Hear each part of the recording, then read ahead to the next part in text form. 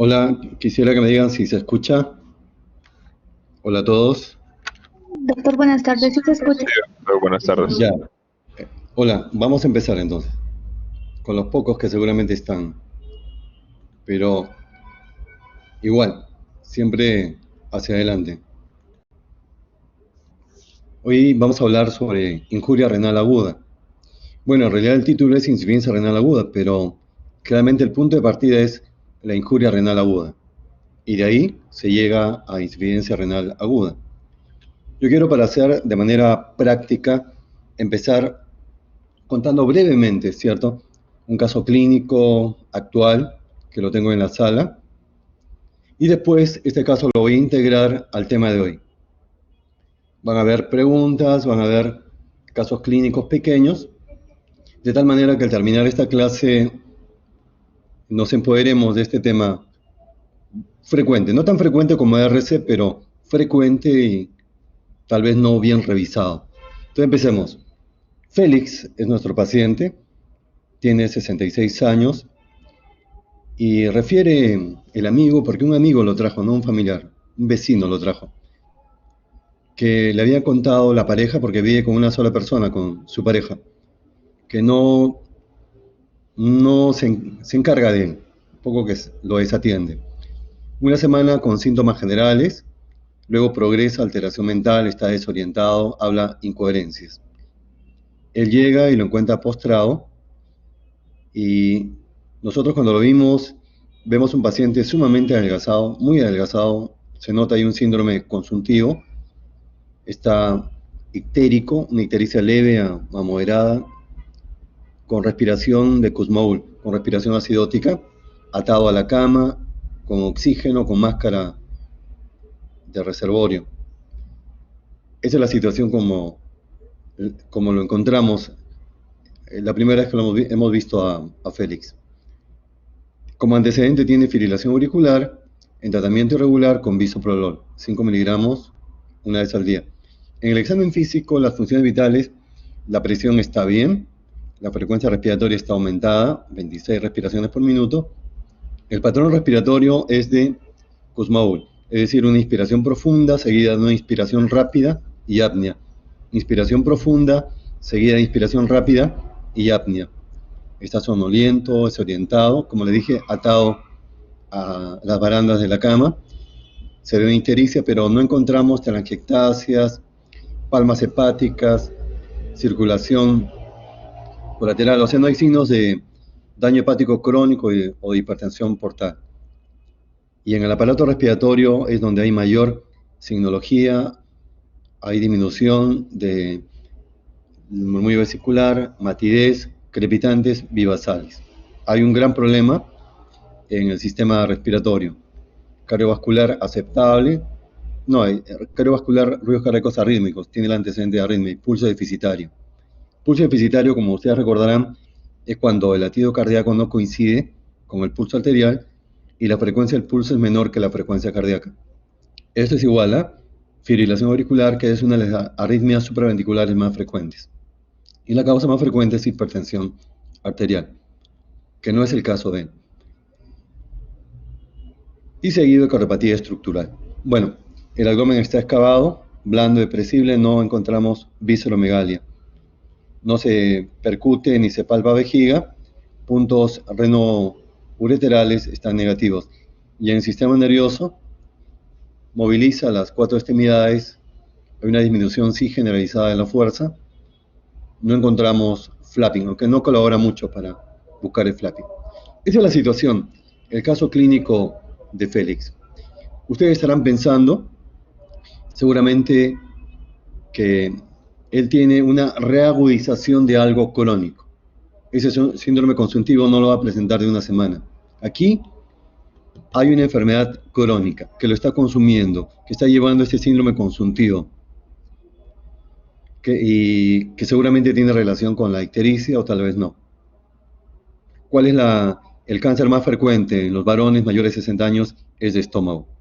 Sin embargo, él no tiene clínica de estómago. No hay historia de epigastralgia, dispepsia, llenura precoz, de vómitos.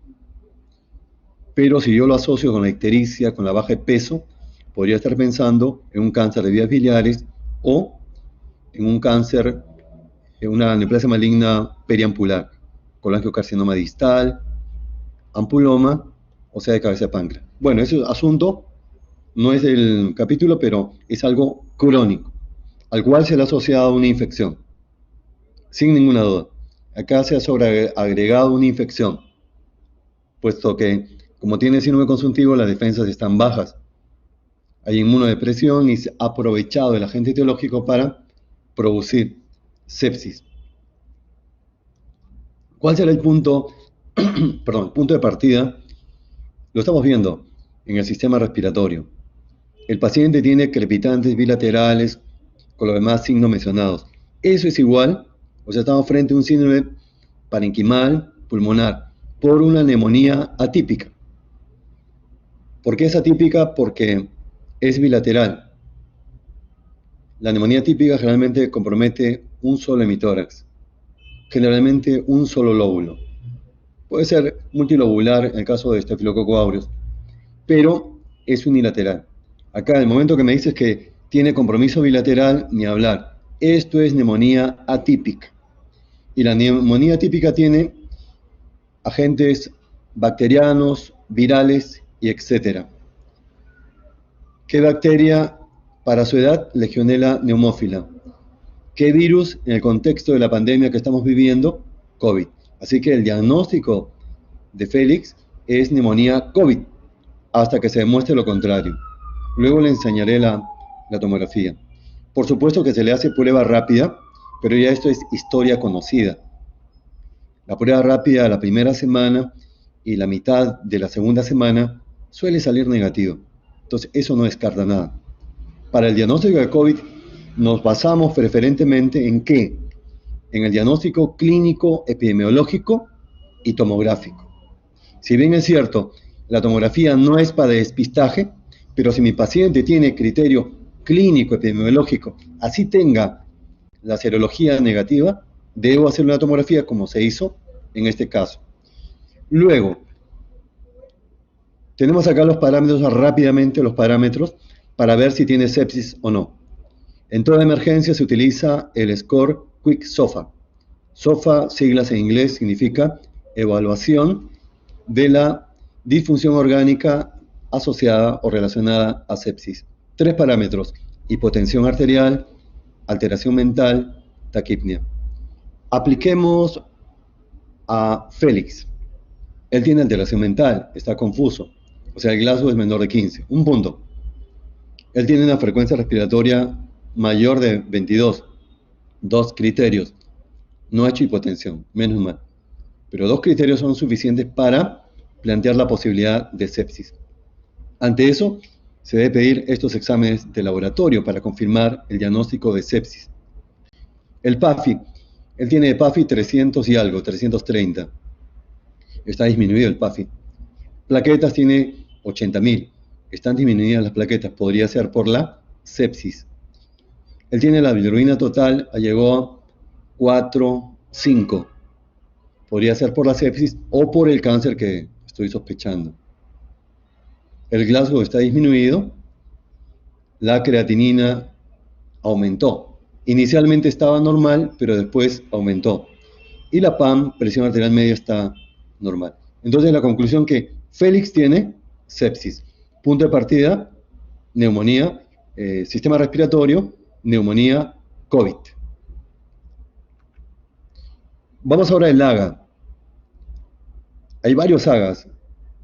Los pacientes tienen una serie de AGAs, pero vamos a tomar el primero, el del ingreso, el 20 de julio de este año. Vamos a aplicar los criterios rápidamente todo. No piensen que va a ser una clase de AGA, no. Es la aplicación de lo que ustedes ya deben conocer. Yo utilizo los pasos de Romansky. Utilizo el método Romansky, me parece que es bastante práctico y sencillo. Vamos a aplicarlo. Paso 1. Ver el pH. ¿Cuánto está? Está en 7,5. Esto es alcalemia. Ya saben que el valor normal del pH es 7,35 a 7,45. Cuando está por encima de 7,45, ¿qué es? Alcalemia. Y no es lo mismo alcalemia que alcalosis. No me canso de repetir esto. No es lo mismo alcalemia que alcalosis. Alcalosis es el proceso fisiopatológico que va a ocasionar alcalemia. ¿Y qué es alcalemia? El aumento del pH por encima de 7,45. Listo, aclarado. Una cosa es alcalemia y otra cosa es alcalosis. Paso 2. Determinar el disturbio primario, ver si es metabólico o si es respiratorio. Para eso tenemos que recordar esta relación. pH es igual a bicarbonato entre PC2. pH es igual a numerador bicarbonato entre denominador PC2. Para el paso 2 tenemos que recordar esta relación. Lo hace más sencillo. Así que vamos a ver cómo está el bicarbonato y cómo está el PC2. El bicarbonato está en 14, ha disminuido. Valor normal, 24 más menos 2. El PC2 está en 18, ha disminuido. Valor normal, 40 más menos 5. Pues bien, ya sabemos que el pH está aumentado, que hay una alcalemia. Tenemos que ver cuál de estas alteraciones, o del bicarbonato o del PC2, es responsable del aumento del pH, es responsable de la alcalemia. Y como ustedes sabrán, si disminuye el bicarbonato, más bien el pH disminuye, sería una acidosis metabólica. Si disminuye el PCO2, eso sí explica el aumento del pH. Aparentemente sería una alcalosis respiratoria, pero podría ser que no. Podría ser que no. Para eso tenemos el exceso de base. El exceso de base aquí, cuyo valor normal es de menos 2 a más 2. Eso está en la parte más baja del AGA, del resultado del AGA. ¿Qué dice la regla? Si el exceso de base es normal, el disturbio primario es respiratorio. Si el exceso de base es más positivo que más 2 o más negativo que menos 2, es metabólico. Si es más positivo que más 2, será alcalosis metabólica. Y si es más negativo que menos 2, será acidosis metabólica. Veamos cuánto es. Menos 8. Ni hablar. ¿Vean? Parecía una alcalosis respiratoria, pero el exceso de base nos dice que no. Yo le creo más al exceso de base. ¿Cuál es el disturbio ácido-base primario? Es una acidosis metabólica. Es acidosis metabólica. Bien, con toda seguridad. Paso 3. Esto se aplica siempre y cuando el disturbio primario sea acidosis metabólica. Calcular el anion gap, porque te va a decir qué tipo de acidosis metabólica es. Si es con anion gap aumentado, con anion gap normal o con anion gap disminuido. 3 tipos. Bueno, ahí tiene la fórmula. Anion gap es igual a sodio menos la suma de bicarbonato más cloro. Apliquemos. Bueno, esa es la conclusión anterior, acidosis metabólica. Lo corroboramos con el exceso de base. Apliquemos abajo. Sodio 124, bicarbonato 14, cloro 84. Anion gap es igual a 26. Está aumentado. Valor normal es de 8 a 12 milivalentes por litro. Ni hablar. Estamos frente a una acidosis metabólica con anion gap aumentado, descompensado porque el pH está fuera de rango. Acá proponemos mecanismos fisiopatológicos. La semiología tiene que ir de la mano con la fisiopatología, un curso que ya han hecho anteriormente. Es cuestión de revisarlo nuevamente y aplicarlo en la semiología. Puede ser por 2 mecanismos, porque esta acidosis metabólica con anion gap aumentado, o porque aumentó la producción de hidrogeniones, y esto estaría en relación con la sepsis por acidosis láctica, por aumento de ácido láctico. Hay 2 tipos de acidosis láctica, tipo A y tipo B. Tipo A, con hipoxia, en los casos de shock. Tipo B, ahí está la sepsis. O por disminución de la excreción de hidrogeniones, uremia. ¿Ese paciente con sepsis puede tener disfunción a nivel renal? Claro que sí. Puede desarrollar injuria renal y eso llevará a uremia y a una disminución de la excreción de hidrogeniones y eso a una acidosis metabólica con anion gap aumentado. Avanzo un poquito más. Paso 4. Determinar si hay disturbio mixto, ver si hay un disturbio respiratorio asociado. Si recordamos esta relación, pH es igual a bicarbonato entre PC2. En este caso, ¿qué pasó con el bicarbonato? Ha disminuido. ¿Qué debe pasar con el PC2 según la regla? También debe disminuir. La regla dice que el disturbio compensador debe tener el mismo sentido que el disturbio primario. Así que si el bicarbonato disminuyó, el PC2 para compensar también debe disminuir. Y tenemos la fórmula del PC2 esperado, que es un rango. Bicarbonato por 1,5 más 8 más menos 2. Aplicamos. Reemplazamos bicarbonato es 14 por 1,5 más 8 más menos 2. Sale 27 a 31. ¿Cómo está el PC2 medido? Está en 18. Por debajo de lo esperado. Conclusión, hay una alcalosis respiratoria asociada. En vista que el anion gap está aumentado, puedo aplicar el paso 5, determinar si hay disturbio, el tercer disturbio. Para eso debo calcular o debo determinar el bicarbonato calculado, que es igual a bicarbonato medido más anion gap menos 2, es decir, lo que ha ganado el anion gap. Reemplazo valores. Bicarbonato que está en bicarbonato 14 y anion gap menos 12. A ver, este cálculo es anterior. Vamos a calcularlo ahora. Bicarbonato está en 14. Anion gap salió... A ver. Anion gap 26. 26 menos 12, 14. 14 más... Sí, igual sale. 28. ¿Qué dice la regla? Si el bicarbonato calculado es mayor de 30, consideramos una alcalosis metabólica asociada. Si el bicarbonato calculado es menor de 23, hay una acidosis metabólica asociada. En este caso, como está el bicarbonato calculado entre 23 y 30, no hay tercer disturbio. Tercer disturbio, para los que no lo saben, es la alteración previa del bicarbonato antes del disturbio primario. Por ejemplo, si aquí hubiera salido que el bicarbonato calculado esté en 34, o sea, más de 30, la conclusión sería acidosis metabólica con anion gap aumentado descompensada, más alcalosis respiratoria, más alcalosis metabólica, que no es el caso. Entonces nos preguntamos, ¿cómo es que puede haber a la vez acidosis metabólica con alcalosis metabólica? No puede ser eso.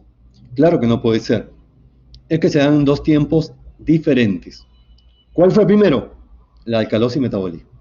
O sea, el tercer disturbio va antes del primer disturbio. Quiere decir que no se parte de un bicarbonato normal, sino un bicarbonato aumentado. A tenerlo en cuenta.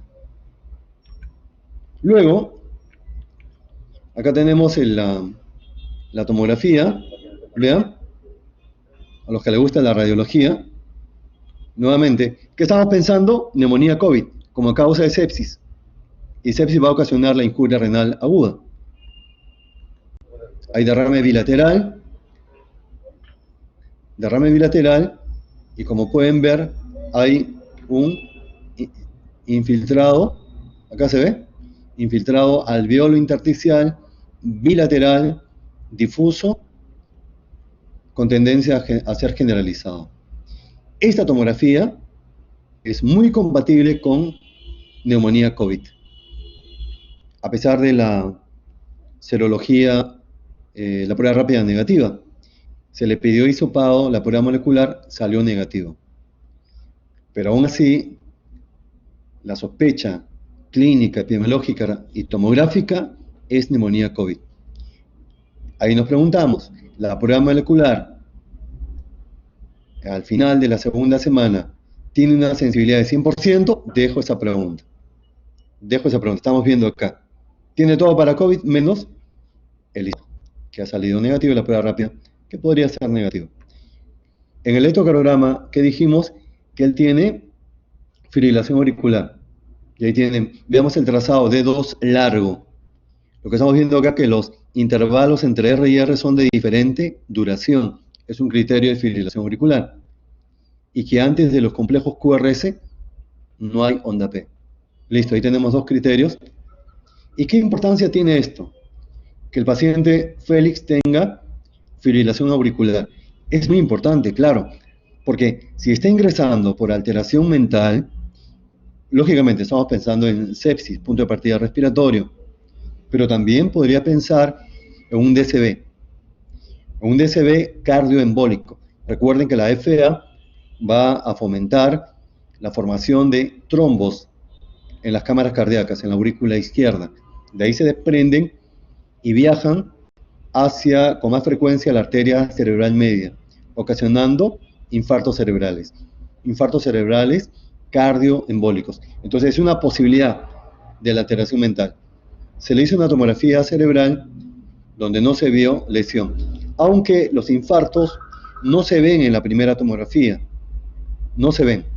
Los infartos se ven recién a partir del segundo día. Cuando pedimos una tomografía en emergencia, un paciente que sospecha en DCB, es más bien para descartar hemorragia. En este caso, ¿qué se ha hecho con Félix? Se ha descartado hemorragia cerebral, pero todavía no está descartada la posibilidad de un infarto cerebral. Pero no ha focalizado, es decir, no tiene déficit motor. Es menos probable que sea un DCB cardioembólico. Ahora vamos a lo que nos interesa, la creatinina. Él ingresa con una creatinina normal, 1.1 miligramos por decilitro, y tiene valor normal, 0,6 a 1.2 miligramos por decilitro. Está normal. Solo la urea está aumentada, tal vez por deshidratación. Pero el mismo día, cuestión de horas, más o menos 6 horas después, le hacen un control de creatinina y había aumentado a 1.38. ¿Cuánto había aumentado? Aumentó 0,228. Recuerden eso porque es importante. ¿Cuánto es importantísimo? Para saber si hay injuria renal aguda. Y vean la urea, muy alta, 203 miligramos por decilitro. El sodio sérico, 124 miliequivalentes por litro. Hay una hiponatremia. Una hiponatremia en el contexto, si es que es aguda. ¿Cuándo se considera hiponatremia aguda? Hasta 48 horas. Y crónica, más de 48 horas. Si esto es agudo, si es una hiponatremia aguda, es severa. Menos de 125 se considera como severo. Y ahí tienen rápidamente, porque ustedes ya han tenido una clase de hiponatremia, solamente unas cositas.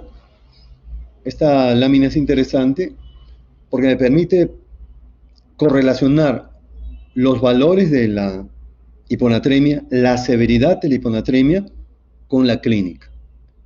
Por ejemplo, ¿cuáles son los síntomas más frecuentes de hiponatremia? Son las náuseas, vómitos y desorientación del paciente. Acá, vean, ya saben que el valor normal de sodio es 135-145 miliequivalentes por litro. Acá, náuseas, vómitos y confusión, o sea, el cuadro clásico. Se va a dar cuando el sodio está entre 125 a 129, o sea, moderado. Cuando es leve, más bien tiene síntomas generales, anorexia, astenia, un poco difícil poder darse cuenta que tiene hiponatremia. Pero cuando es moderado, ni hablar, a ganador. Náuseas, vómitos y confusión, hiponatremia moderado. Mira acá también hilo adinámico, no solamente por la hipocalemia, sino también por la hiponatremia. La otra cosa es, solamente una pincelada de esta lámina. Si el paciente convulsiona, van a haber pacientes que llegan por convulsión.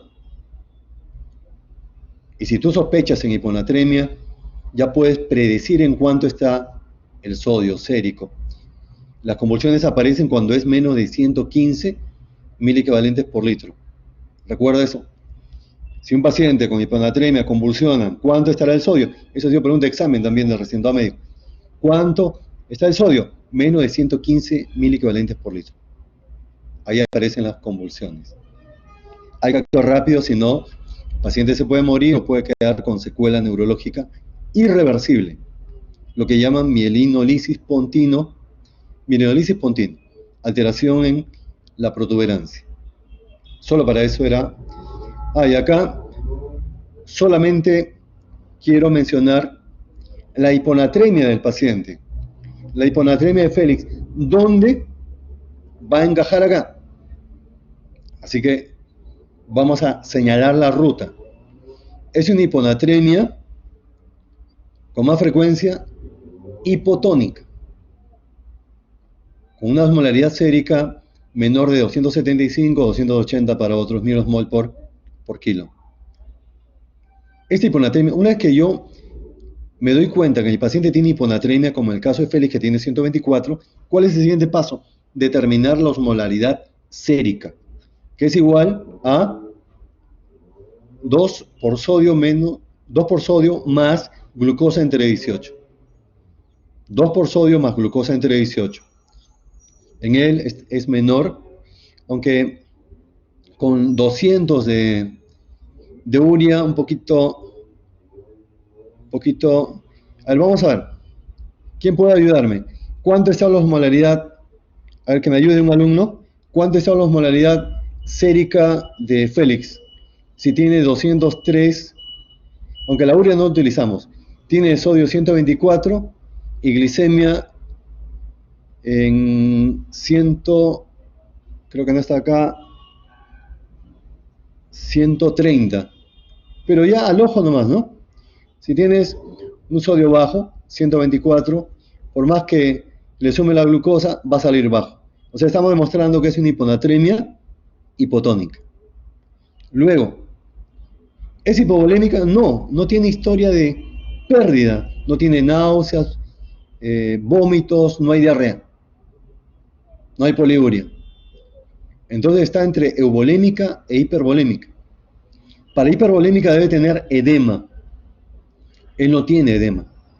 Así que me quedo con esta, que es una hiponatremia hipotónica euvolémica. Es decir, el sodio corporal total es normal, pero hay un aumento del agua corporal total. El agua corporal total para él es peso por 0,6. Luego, de acá, necesitaría la excreción fraccionada de urea, necesitaría el sodio urinario y luego la osmolaridad urinaria. Pero yo propongo lo siguiente. Pregunta de examen de medicina interna. ¿Cuál es la causa más frecuente de hiponatremia en las salas de medicina interna? La respuesta es esta de acá. SIHAT. Síndrome de secreción inapropiada de hormona antidiurética. Y eso es lo que yo propongo como causa de la hiponatremia de Félix, que es entonces una hiponatremia hipotónica, euvolémica. Espero encontrar un sodio urinario mayor de 20 milicalentes por litro, una osmolaridad urinaria mayor de 100 milosmol por litro, y la causa SIHAT. Y habría otro componente, porque él ha desarrollado injuria renal. Si la injuria renal participa, entonces hay otro componente que sería hipervolémica con sodio urinario mayor de 20 por uremia aguda. Pero el principal sería este de acá. Luego vamos, ¿cómo saber que es agudo o es enfermedad renal crónica? ¿Cómo saber que es insuficiencia renal aguda o enfermedad renal crónica? Busquemos anemia. Si hay anemia, lo más probable es que sea ERC. Aunque sabemos que en ERC grado 1, 2 no suele haber anemia. Recién, a partir de ERC grado 3, aparece la anemia. Los síntomas de uremia van a ser más marcados en insuficiencia renal aguda.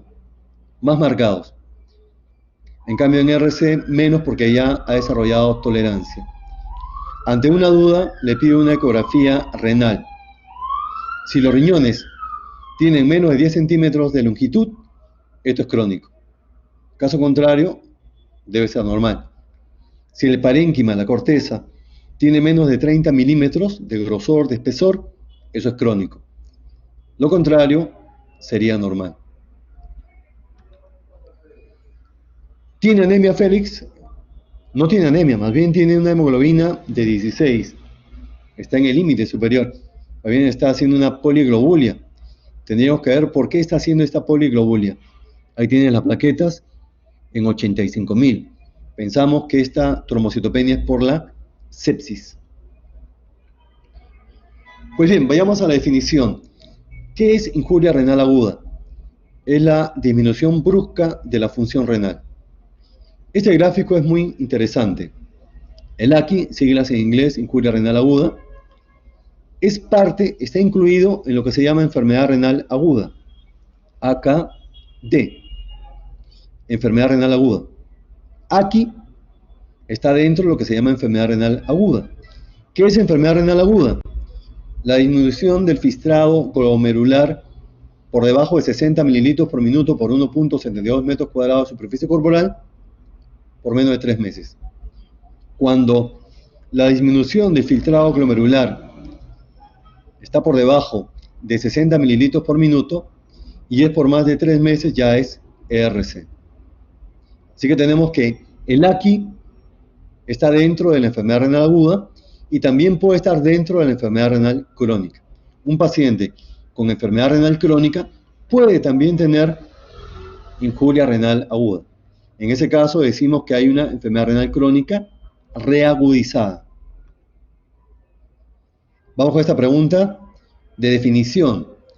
En los exámenes para los internos del ENAM o para el internado o para el residentado médico, hay pregunta de definición. O sea, siempre que vayamos a hablar de algo, de algún tema, pongámonos de acuerdo con las definiciones según consenso. Se define insuficiencia renal aguda como la disminución que dijimos súbita, brusca, de la función renal, cuya consecuencia es la alteración de volumen. Hipocalemia no, porque es hipercalemia. Entonces la respuesta. Vamos ahora, una vez que yo estoy pensando, o mi paciente tiene azoemia, hay un aumento de la creatinina y de la urea. Entonces, y si en un contexto agudo, yo tengo que utilizar esta clasificación del AKIN o la KIN. Hay 3 grados. El primer grado implica un incremento de la creatinina basal en 0,3 miligramos por decilitro, 48 horas. Lo aplicamos al caso de Félix. ¿En cuánto aumentó? 0.28. Lo tomamos como 0.3, no hay ningún problema. O la creatinina basal, un aumento de 1.5 a menos 2 veces. La diuresis, menos de 0,5 mililitros kilo hora. Es decir, oliguria. Esta es la definición de oliguria. ¿Cuándo es oliguria? Cuando hay una disminución de la diuresis por debajo de 0,5 mililitros por kilo hora durante 6 horas. O sea, oliguria no solamente es la disminución de menos de 400 cc de diuresis en 24 horas. Oliguria también es, y mejor aún, menos de 0,5 mililitros kilo hora por 6 horas. Luego grado 2, incremento de 2 veces a menos de 3 veces. Y la disminución de la diuresis por 12 horas en el valor ya mencionado. O el aumento de 3 o más veces. O una creatina sérica mayor o igual a 4 miligramos por decilitro. O si lo expresamos en volumen, menos de 0,3 mililitros kilo hora por menos en un día. O anuria por 12 horas. Entendiéndose por anuria una disminución de por debajo de 100 cc al día. Cuando ustedes tengan una creatinina, viendo nada más la creatinina en un contexto agudo, si es 4 o más, ya el diagnóstico está hecho. Es un AKIN 3, injuria renal AKIN 3, o que es lo mismo decir falla renal aguda, o que es lo mismo decir insuficiencia renal aguda. Reitero, no es lo mismo injuria renal aguda que insuficiencia renal aguda. Más bien, la injuria renal aguda, AKIN 3, eso es insuficiencia renal aguda. Si la azoemia persiste por más de 3 meses, ya se convierte en una enfermedad renal aguda, crónica. Si persiste por más de 3 meses, se va a convertir en una enfermedad renal crónica. Siguiendo, y siempre con el caso de Félix. Ha habido un momento, ¿cuál es la deficiencia de esta clasificación? O el obstáculo de esta clasificación. es que requiere tener una creatinina basal, como la de Félix. ¿Cuál era su creatinina basal? 1.1 miligramos por decilitro, o sea, normal. Y luego veo en el control si es que aumenta y si cumple estos criterios. O sea, para el hacking se requiere tener una creatinina basal. Ese es el obstáculo. Pero en el caso de Félix, menos mal que lo teníamos. Así que digo, ¿cuál es el diagnóstico de Félix? Injuria renal aguda. Ahora, yo quiero saber si es prerrenal o interrenal. Por la historia clínica, por el dato que les he mencionado, si es por sepsis, es prerrenal. Obviamente, lo vamos a ver ahorita, rápidamente también. Prerrenal. ¿Cómo lo voy a demostrar con los valores de laboratorio? Tenemos acá 6 parámetros. Uno mejor que otro. De esos 6 parámetros, el que tenemos a la mano es la relación urea entre creatinina sérica. En el caso de Félix, es 203 entre 1.38. Y tengo que ver si es mayor de 40 o menor de 40. Acá lejos es mayor de 40. Y si es mayor de 40, ¿qué me está indicando? Que es prerrenal. Justo con la conclusión al haber analizado el caso clínico. O sea, coincide. Está demostrando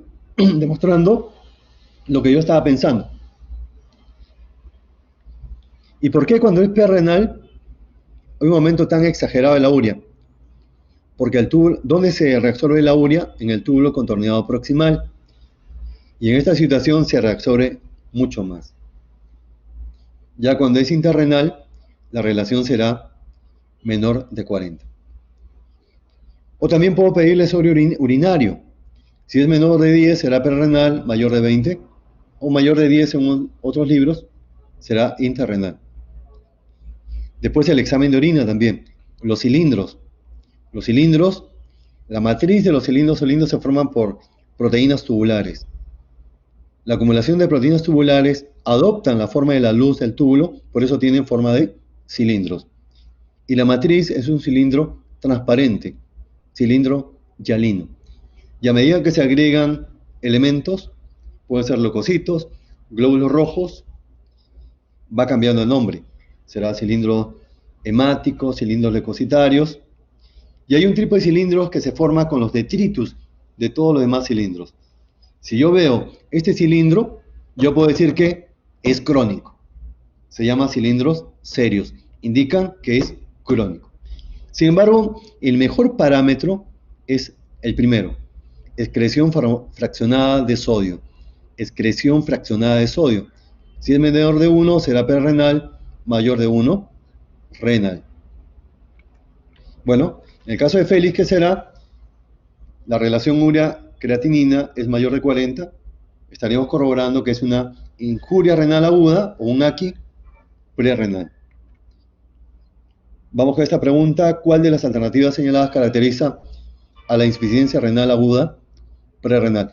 Era uno de los alumnos que tienen a bien escuchar esta charla que dé la respuesta. ¿Cuál de las alternativas señaladas caracteriza a la insuficiencia renal aguda prerrenal? Yo podría decir también injuria renal aguda prerrenal. ¿Algunos alumnos? Doctor. Que dé su nombre y que dé la respuesta. ¿Nombre y respuesta? Lizeth Lae. Ya, ¿y quién habló? ¿El nombre de alumna? Lizeth Mamani, doctor. Excelente, te felicito, Lizeth Lizeth. Mamani. Te felicito, Lizeth. Muchas gracias. Gracias. Me encanta que participen los alumnos. Por supuesto, excelente, Lizeth. Vamos a ver una por una. Pero ya les he dicho, o si no les he dicho, cuando uno ve una pregunta, el enunciado o un caso clínico, tiene que ir de frente a la respuesta, no se puede estar jugando con las alternativas. Como Lizeth dice, excreción fraccionada menor de 1, ni hablar, es el mejor parámetro de injuria renal aguda prerrenal. Tengo que ver los distractores. Urea entre BUN es el nitrógeno ureico, menor de 3, excreción fraccionada mayor de 1, esto es interrenal. El sodio urinario mayor de 20 es interrenal. El sodio urinario menor de 20 es menor de 10 en realidad. Pero suponiendo Que acá a la D le hubieran puesto menor de 10. También es un parámetro. Pero ¿cuál es el mejor? Hoy en día la moda, estas preguntas, es que te ponen dos que son respuestas. Pero una es mejor respuesta que la otra. Ahí está el truco.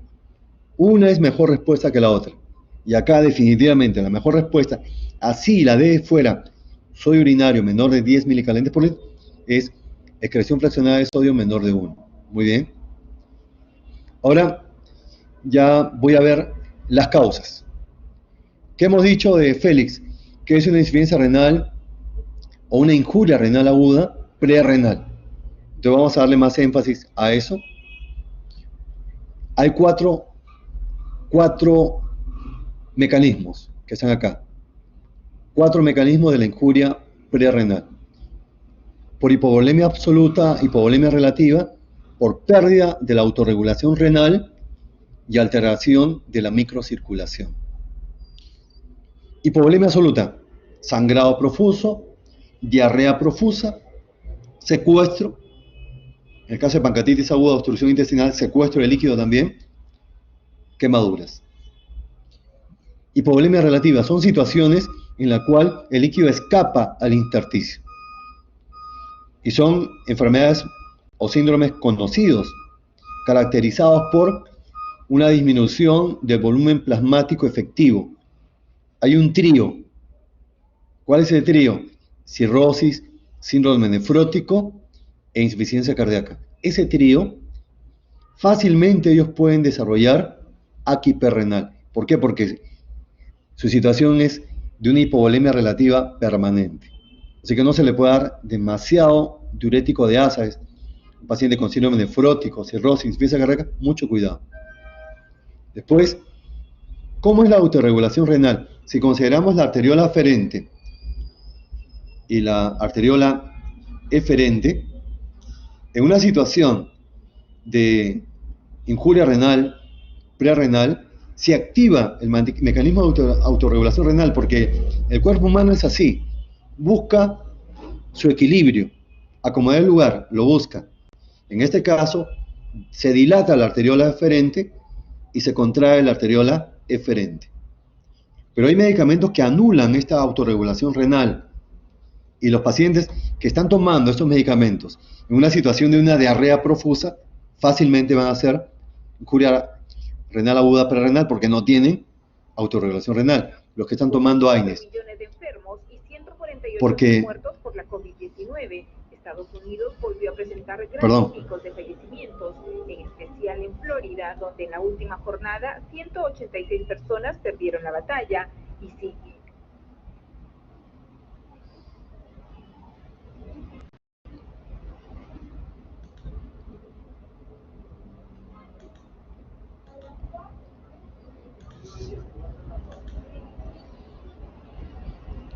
Pero voy a volver a...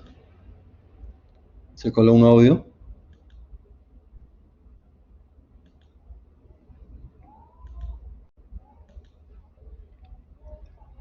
Se ha metido un duende. Voy a...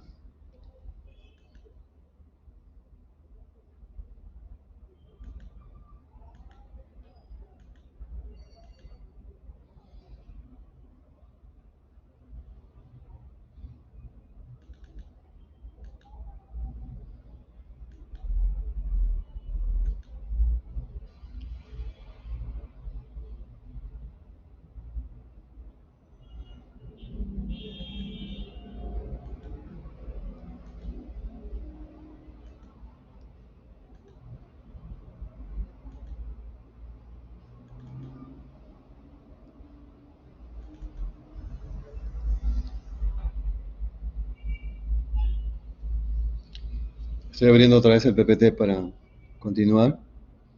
No se vayan, falta poquito.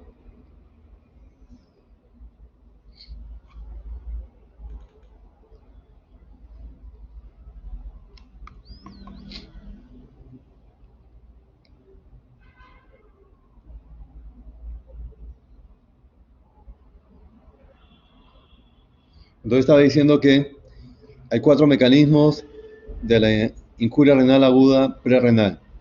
Hipovolemia absoluta, cuando hay pérdida de volumen, Puede ser por sangrado profuso, por diarrea aguda, las secretoras fácilmente deshidratan a los pacientes, las personas. La hipovolemia relativa en situaciones de hipovolemia dada por cirrosis, insuficiencia cardíaca, síndrome nefrótico, se recomienda no abusar del uso de diuréticos. Pérdida de la autorregulación renal.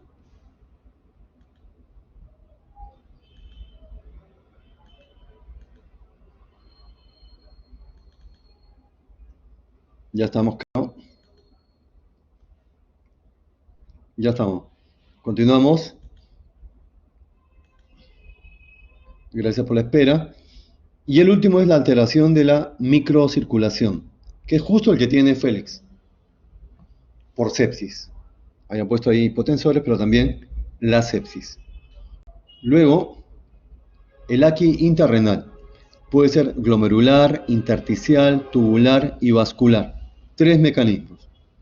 Glomerular, glomerulonefritis primaria, secundarias. La glomerulonefritis primaria más frecuente en nuestro medio, creo que lo dije el otro día o me estoy confundiendo, pero a nivel internacional es la membranosa, pero en Perú es más frecuente la focal y cementaria. Y luego las secundarias con más frecuencia diabetes, hipertensión arterial. Intersticiales por medicamentos, beta-lactámicos, los AINES, aunque los AINES también pueden producir daño glomerular.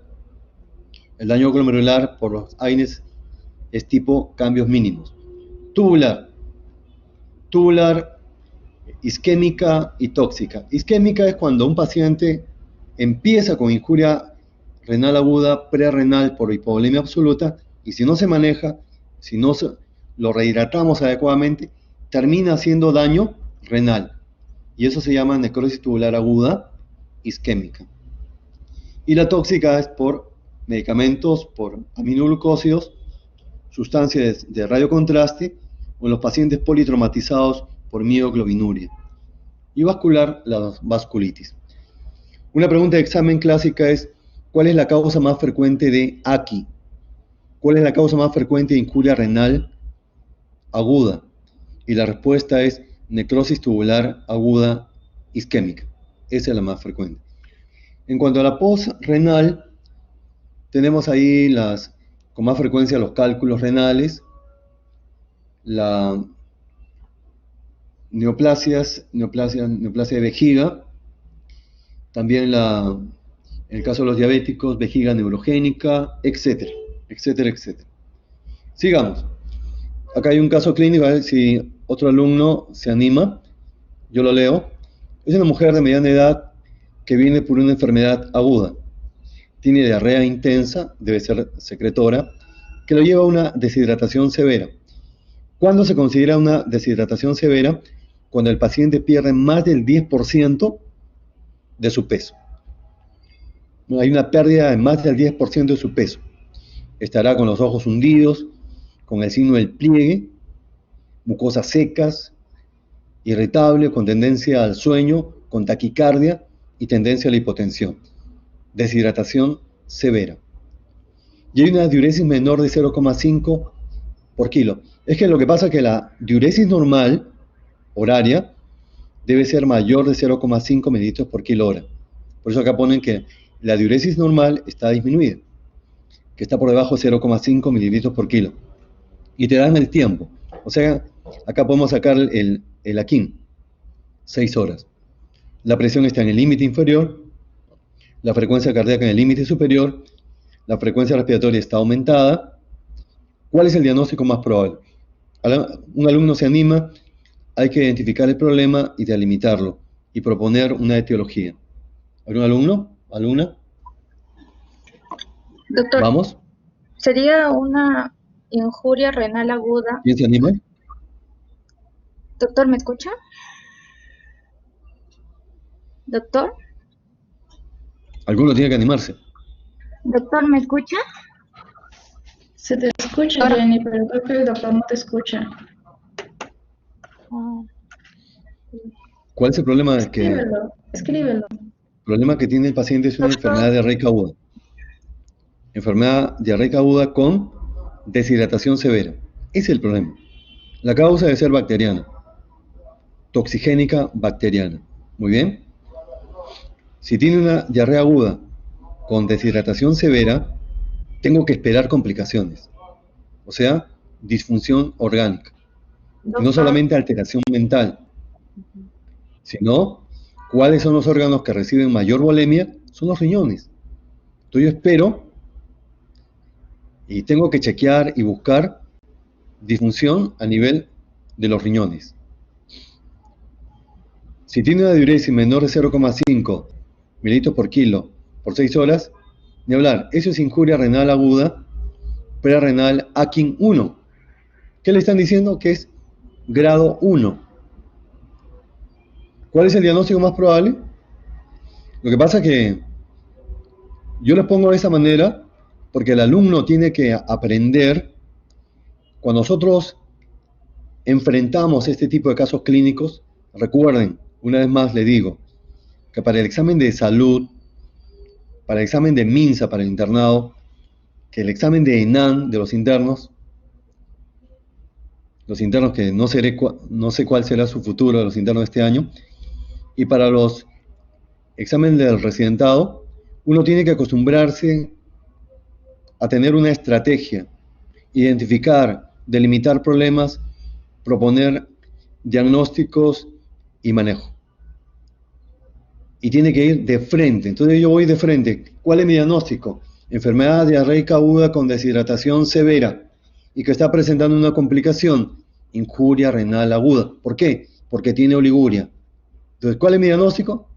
Podría ser que me están pidiendo enfermedad diarreica aguda con deshidratación severa. No, pues sería muy fácil. Deben estar preguntando sobre la complicación. Entonces, ¿cuál es mi respuesta? Injuria renal aguda, prerrenal. Eso es lo que voy a buscar. Tiene que acostumbrarse de esa manera. Así que busco mi respuesta y acá está. La B. Está como insuficiencia. Bueno, pero actualmente se le llama injuria renal. Porrenal no es, glomerulitis tampoco, no es IRC. Mi respuesta es injuria renal, prerrenal. A ver si alguien acá se anima. Varón de mediana edad, 58 años, con insuficiencia renal aguda por shock hipovolémico. O sea, es una injuria renal aguda prerrenal por shock. Prerrenal por hipovolemia absoluta. En el examen de orina te están preguntando cuál es el hallazgo que indica necrosis tubular aguda. O sea, ya esto prerrenal se convirtió en intrarrenal. ¿Qué tipo de cilindros? Había mencionado dos, hialinos o granulosos. Eso es lo que están preguntando. ¿Quién recuerda? ¿Hialinos o granulosos?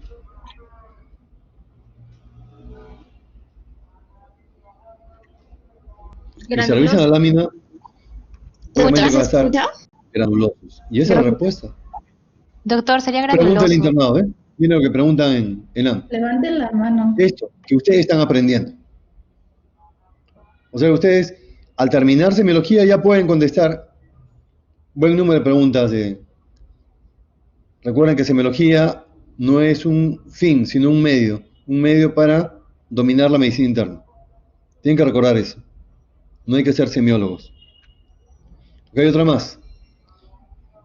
Alguien se anima porque, por lo menos, si hoy soy tímido, puedo de esta manera intervenir, porque en las clases teóricas no interviene nadie. Absolutamente nadie interviene en las clases teóricas. Yo más bien tengo que estar caminando por entre los alumnos y motivándolos a hablar, pero a ustedes no los veo. ¿Cómo voy a motivar a hablar? Paciente con cuadro de deshidratación severa, parecido, que presenta volumen urinario de 10 mililitros hora, lejos es menos de 0,5 por kilo, que tiene azoemia, una creatinina sérica de 2 miligramos por decilitro. Ya hemos visto que el valor llega hasta 1,2 según el laboratorio. Osmolaridad urinaria 1025. Sodio urinario 10 milicalentes por litro. El diagnóstico más probable es insuficiencia. Lo mismo, estamos frente a una insuficiencia renal aguda. ¿Prerrenal o interrenal? ¿Quién me dice? Mis alumnos prometieron que iban a participar, pero veo que Doctor, no se han presentado. Qué mal. Pero igual, ¿eh?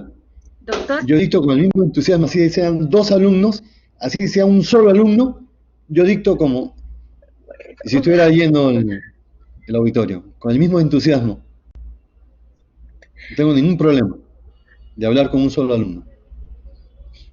Pero me gustaría que participen, ¿no? Que no sea una exposición, debería hacerse una charla, una participación de los alumnos, y no veo eso. Yo creo que el coordinador debería tomar unas 5 preguntitas antes de cada examen o cada tema. Se le da la lectura, cada profesor da su lectura, una lectura breve del tema, y antes de cada clase, 5 preguntas. doctor, creo que no sé. Al menos eso hicieron cuando llevé medicina interna en el Hospital Baiza. Todos estábamos muy motivados, aunque sea por el estrés. Aquí la respuesta es, si tiene sodio urinario en 10, si tiene oliguria, hay una injuria renal aguda. Creatinina en 2. Ya viendo en 2, pero no sé en cuánto estaba la basal. O sea, no sé si es Akin 1 o Akin 2. No me dicen cuánto tiempo la diuresis, porque Akin 1 es hasta 6 horas y Akin 2 es mucho más tiempo. No me dicen. La osmolaridad urinaria es de prerrenal. Entonces el diagnóstico acá también es injuria renal aguda, prerrenal. ¿Dónde estás? Acá está la prerrenal. Veo los distractores. Necrosis tubular aguda, en este caso el sodio urinario debe ser mayor de 20. Tampoco es crónico, no es porrenal ni papilitis necrótica. Sumamente fácil. Acá es el AQI prerrenal. En una situación de hipovolemia, hay una disminución del volumen plasmático efectivo. Ante esa disminución, ¿qué se va a presentar? Se va a presentar activación neurohormonal. Por lo mismo, lo que dije antes, que el organismo busca su compensación.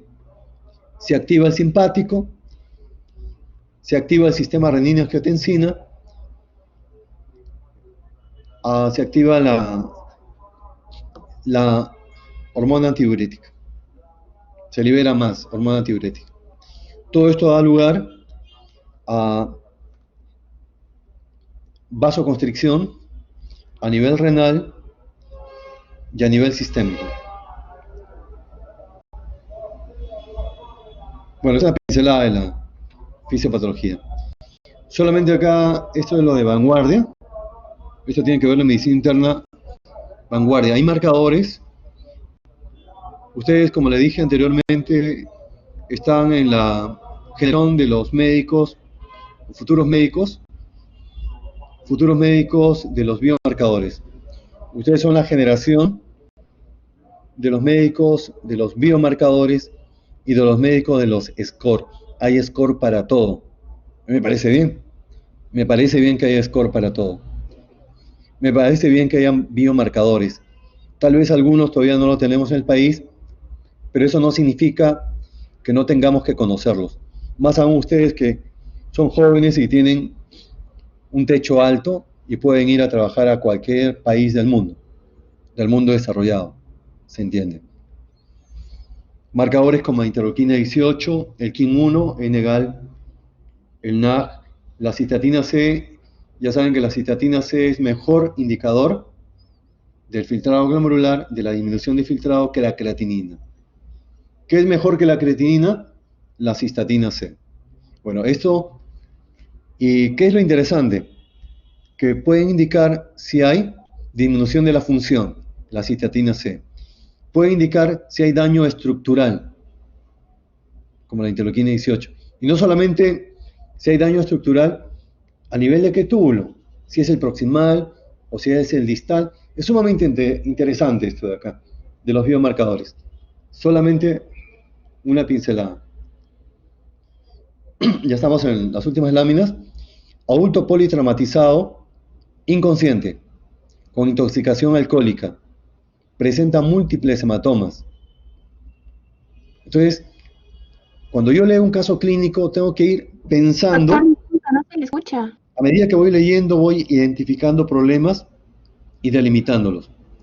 Cuando yo doy el examen del ENAM, el examen de los internos, tengo poco tiempo para desarrollarlo. 200 preguntas y poco tiempo. Así que no voy a leer y volver a leer otra vez, no. Yo voy leyendo como una computadora y voy identificando y delimitando. Vamos a hacerlo. Es politraumatizado. Tiene compromiso de conciencia.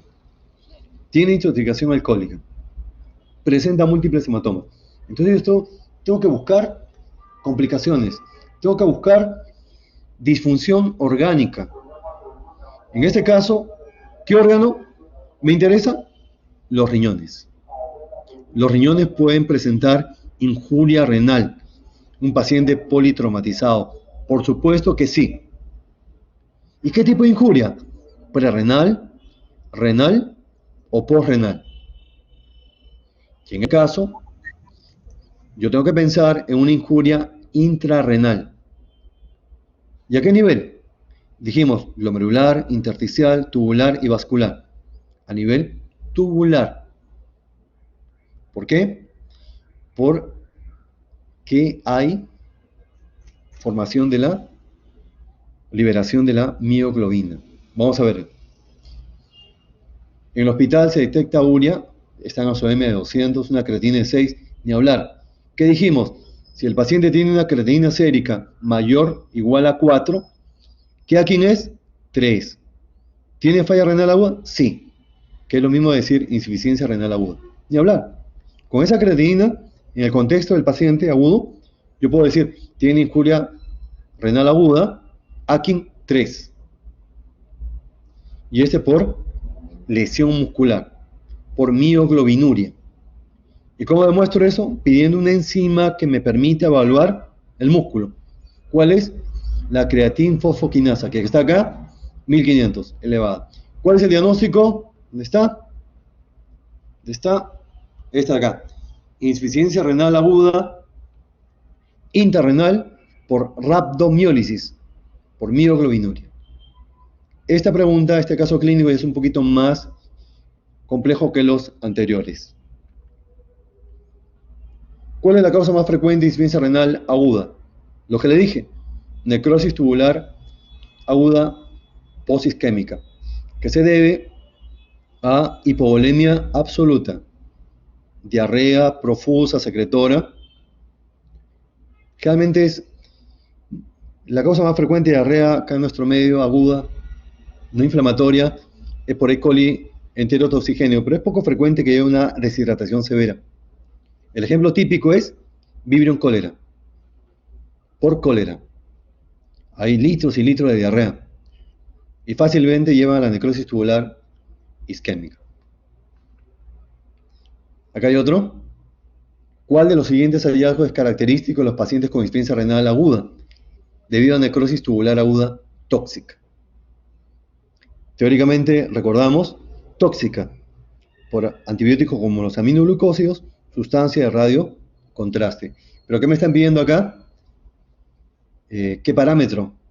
¿Qué parámetro? O si en las alternativas hay un criterio de necrosis tubular aguda tóxica. Tengo que ver uno por uno, en este caso sí. Excreción fraccionada de sodio mayor de 1, sí. Me está indicando que es intrarrenal. O sea, es compatible con necrosis tubular aguda tóxica. La osmolaridad urinaria es prerrenal. Concentración de sodio en orina menor de 10 es prerrenal. Densidad urinaria es prerrenal. El índice de fracaso renal menor de 1 es prerrenal. O sea, excreción fraccionada mayor de 1 me está indicando que es una injuria renal aguda, intrarrenal, y en este caso por necrosis tubular aguda tóxica. Todas estas preguntas y casos clínicos me permiten repasar lo que hemos hablado, ¿no? Y se dan cuenta que es lo que más remarcan las preguntas es, primero, saber qué es injuria renal aguda, diferenciar la enfermedad renal aguda de enfermedad renal crónica, definición. Luego, saber fundamentar desde el punto de vista clínico y laboratorial qué es una injuria renal o prerrenal o interrenal. Utilizar los parámetros de laboratorio. Ustedes están en semiología, no han hecho el curso de patología clínica o laboratorio clínico, pero es necesario y se pide en su participación al discutir los casos clínicos y a presentar sus historias clínicas que interpreten los exámenes de laboratorio pertinentes. Que no llevaba el curso, no importa. Si no llevaba el curso, acá aprendes. Ya de ahora tienes que aprender a interpretar los exámenes pertinentes que son necesarios. Aún así, no hayas llevado el curso. Y cuando lo lleves, lo vas a llevar mejor. Porque estás motivado. Porque ese curso no se le da importancia al de patología clínica. Recién le das importancia cuando llevas medicina interna. Yo supongo que ese curso lo llevarán con medicina interna. Bueno, dice acá, hiponatremia es una complicación de la injuria renal aguda. ¿Qué tipo de hiponatremia vimos en el cuadrito inicial? Una hiponatremia hipotónica, o sea, con una osmolaridad por debajo de 270 o 280 mol por kilo, hipotónica hipervolémica, con aumento tanto del agua corporal total como del sodio corporal total a predominio del agua, por eso es hiponatremia hipervolémica. Pero acá estamos hablando de hiponatremia euvolémica, justo lo que planteábamos en el caso de Félix por la sepsis, CIHAT por sepsis. Una hiponatremia euvolémica con sodio urinario mayor de 20, ¿cuál es la causa? Justo lo que hablamos.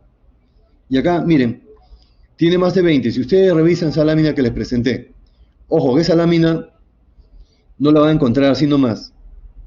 Y yo no es que me guste ufanarme de las cosas, pero yo creo que es necesario decirles que las láminas que uno le presenta como docente no es que ya la he preparado la noche anterior. Son láminas que van evolucionando año tras año y uno las presenta y las va mejorando. Las láminas, así como yo evoluciono como profesional, también evoluciona lo que yo ofrezco. En este caso, las láminas o algunos manuales que pueda compartir de mi autoría. Así que no piense que porque es el libro del autor extranjero es el que tiene más validez. Yo creo que ahí tiene tanta validez lo de acá de lo nacional como lo extranjero. No hay ningún problema. Así que en esa lámina que les he presentado, que le va a servir muchísimo para medicina interna y se van a acordar de mí, no van a encontrar una lámina así de fácil, de ese tipo. Bueno, ¿qué dice en esa lámina? Secreción inapropiada de hormona antidiurética, el sodio urinario es mayor de 20. En el hipotiroidismo, sobre todo el secundario, donde el problema está en la hipófisis, el sodio urinario es mayor de 20. En el caso de insuficiencia suprarrenal, lo mismo. No así para AINES. Las tiazolidionas también. Sí, AINES también. Todas estas causas llevan a retención de agua y a hiponatremia y euvolemia. Por eso le digo, cualquiera puede ser la respuesta, pero yo tengo que buscar la mejor respuesta. ¿Y cuál es la mejor respuesta? La mejor respuesta, en este caso, es la que es más frecuente. ¿Y cuál es la más frecuente? La A. Entonces marco la A. Ya las últimas láminas, también el paciente puede hacer hipercalemia. Acá también unas láminas bastante puntuales, donde se relaciona los cambios electrocardiográficos con el grado de hipercalemia. Valor normal es de 3.5 a 5.5 el potasio sérico. Cuando aumenta hasta 6.5 se dice que es leve. ¿Qué voy a encontrar en el electrocardiograma? Una imagen, como dicen los chinos, aunque los chinos están mal vistos actualmente, como dicen los chinos, vale más que 1000 palabras. Y yo le doy toda la razón. ¿Qué estoy viendo acá en el trazado electrocardiográfico? Ondas T picudas. Así, ¿cuál es la alteración electrocardiográfica más precoz de hipercalemia? T picudas. Ya cuando progresa a 7.5 y es moderada, vamos a ver QRS ancho, T picudas pero anchas. Y si sigue aumentando, más de 7.5, sobre todo si es más de 10, se une. El QRS se une con la T y va a formar estas ondas anchas, que parece una taquicardia ventricular. Se llaman ondas sinusoidales. Y acá la tormenta se avecina. Si no haces nada a ese paciente, va a morir, hablando así fríamente. Va a entrar en shock. Shock con bradicardia. Acá hay que actuar. Hay que proteger el corazón, primero, con gluconato de calcio y luego darle los medicamentos para bajar ese potasio rápidamente. Listo. Bueno, hubiera querido que participen más alumnos, pero no sé, en algún momento cambiará esto. Supongo.